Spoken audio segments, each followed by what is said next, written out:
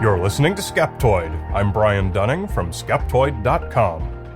Pope Joan. Has the greatest cover-up of all time been successfully accomplished?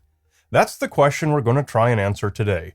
If true, the Roman Catholic Church had a female pope, sometime around the year 1100, give or take a century or two.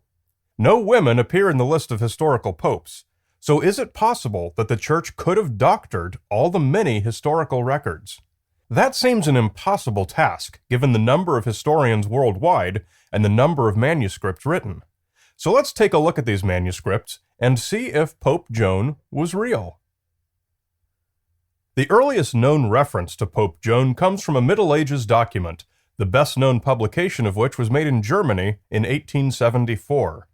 It was the Archiv der Gesellschaft für ältere deutsche Geschichte, the Archives of the Society for Old German Stories.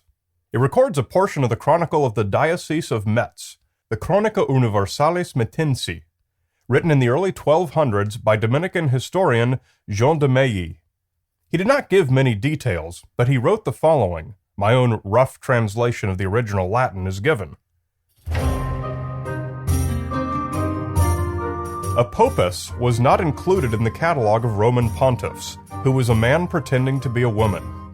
She was sufficiently talented that she became a notary of the court, then a cardinal, and then pope. One day she was climbing onto her horse when she gave birth to a child. Immediately her feet were bound to the tail of the horse, and she was dragged and stoned by the people. She was buried on that spot. There do not seem to be any known writings that mention the popus during the ensuing century or more, which is odd. But very soon after de Meilly's account, the story was repeated by the Dominican Etienne de Bourbon, whose specialty was as an historian of heresies, for which Pope Joan would certainly qualify. Bourbon gave the year of the event as 1099. Shortly thereafter, the Lady Pope appeared in print again, this time in a list of Roman popes and emperors. It was published right around 1300, some 20 years after the death of its author, who was yet another Dominican chronicler, Martin von Troppau, known as Martinus Polanus. The work, Chronicon Pontificum et Imperatorum, Chronicle of Popes and Emperors, corroborates de Meilly's account. Martin fleshed out the story a bit, but from where he could have gotten his additional details is not known. A frequently published translation says, John Anglicus, born at Mainz, was pope for 2 years, 7 months, and 4 days, and died in Rome, after which there was a vacancy in the papacy of 1 month. It is claimed that this John was a woman, who as a girl had been led to Athens dressed in the clothes of a man by a certain lover of hers. There she became proficient in a diversity of branches of knowledge, until she had no equal, and afterwards in Rome she taught the liberal arts and had great masters among her students and audience. A high opinion of her life and learning arose in the city, and she was chosen for pope. While pope, however, she became pregnant by her companion. Through ignorance of the exact time when the birth was expected, she was delivered of a child while in procession from St. Peter's to the Latera, in a lane once named Via Sacra, the Sacred Way, but now known as the Shunned Street between the Colosseum and St. Clement's Church. After her death, it is said she was buried in that same place. The Lord Pope always turns aside from the street, and it is believed by many that this is done because of abhorrence of the event. Nor is she placed on the list of the holy pontiffs, both because of her female sex and on account of the foulness of the matter.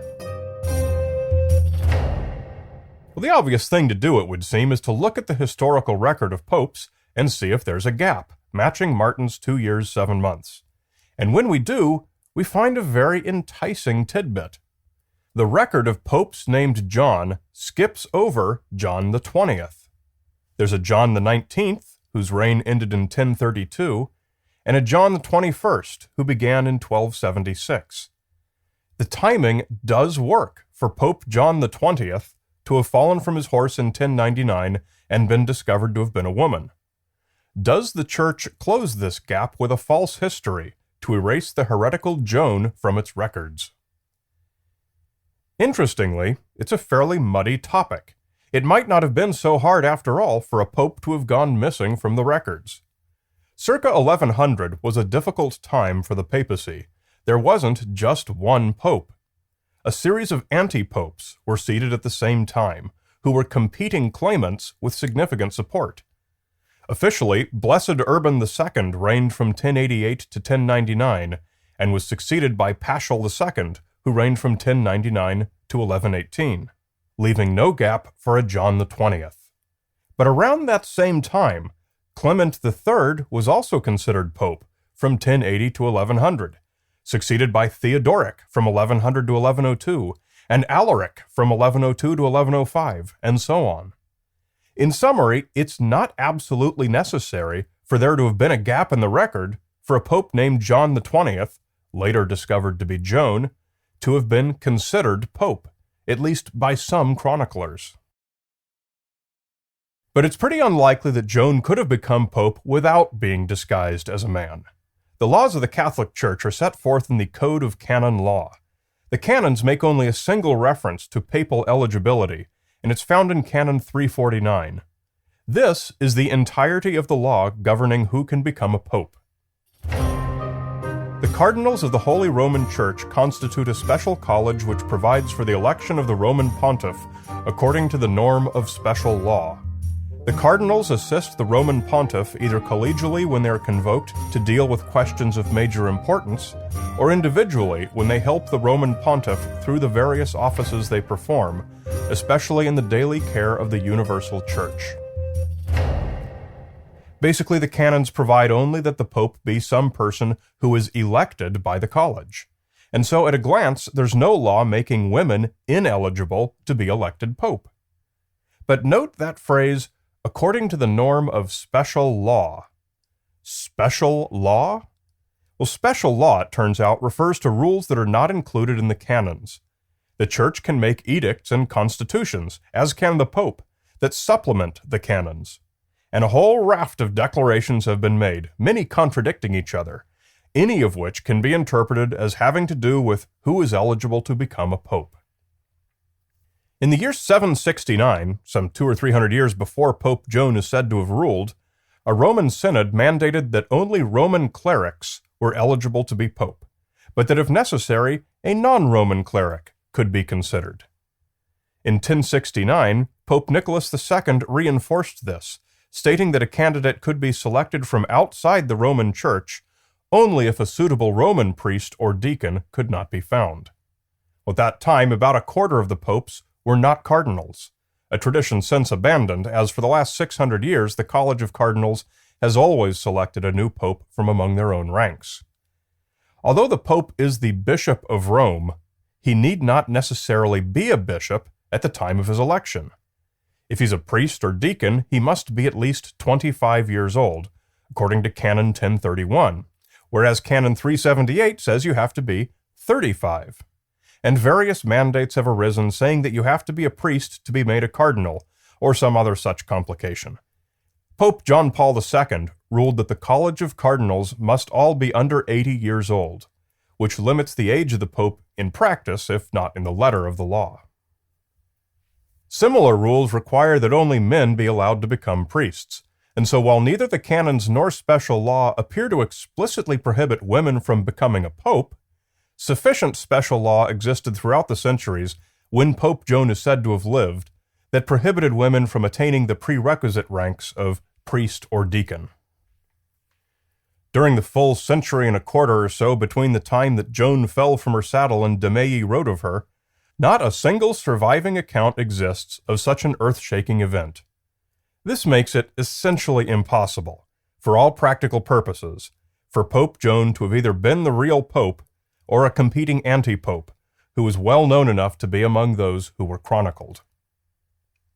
Perhaps John, or Joan, was a minor pope among the anti-popes, one who escaped the notice of all historians of the day.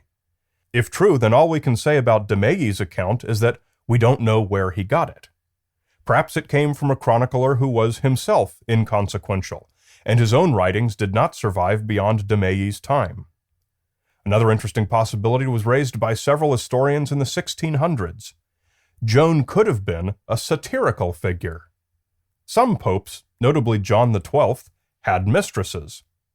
What if one of these ladies had risen to a position of some social influence? When Bill Clinton was president of the United States, there were so many jokes about his wife Hillary actually running things that it makes perfect sense for 12th century wags to refer to a mistress by name as the real pope. Whether either of these possibilities was the case, a century had gone by before de Mailly and the others wrote about them. Jokes and minor popes might well not have made it into long-lasting, important chronicles, and these authors may not have had the documentation to be able to tell real history from either a satirical Pope Joan or a minor anti-pope. What about that missing Pope John XX?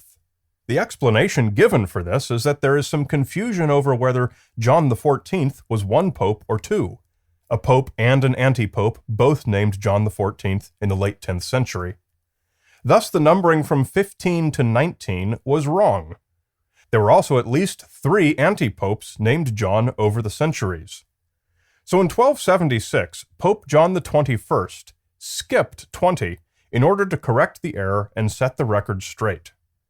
If there was a church-wide conspiracy to suppress the history of Pope Joan, aka John XX, the logical step would have been to correct the error in the other direction and make sure that John XX was accounted for by a man.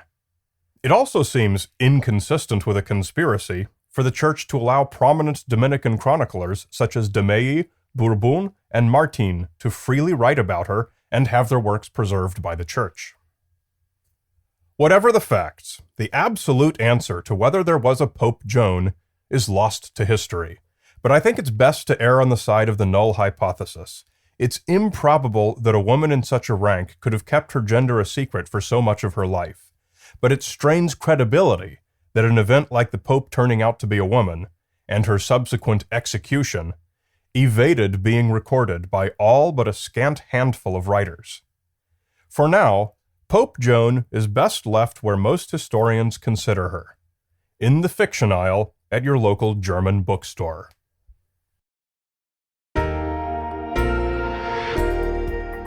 Want more? If you use Twitter, follow me at Brian Dunning to get the daily Skeptoid and much more. You're listening to Skeptoid, a listener-supported program. I'm Brian Dunning from Skeptoid.com.